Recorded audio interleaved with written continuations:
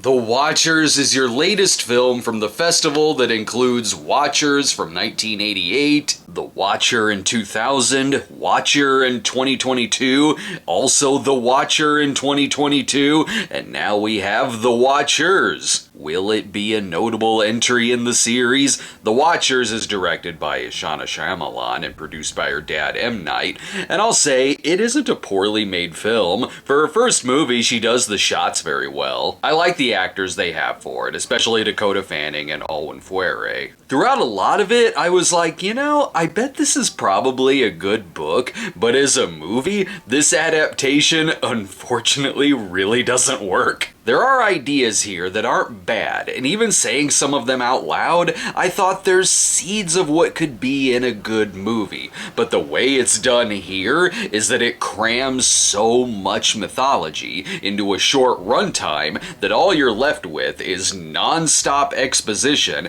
that the lore gets really complicated really fast, and it sacrifices character, although I like the bird. The first half of it is like a horror movie in a YA universe. There's characters who conveniently know everything, and their only job is to talk nothing but the lore to the main character and to the audience. And if there's info they don't know, don't worry, they'll very conveniently find all the information they need. It even has stock book movie ways of describing things, like, we call them the Watchers, or we call him the Professor. Then halfway through, it just turns into a season of Lost. The main plot has to do with Dakota Fanning, who ends up in a room in the woods with a giant window mirror that they have to face every night or just act casually for a cheering audience of creatures. I thought, are they forest mutants who like really bad performance art? Or do they simply enjoy reality television?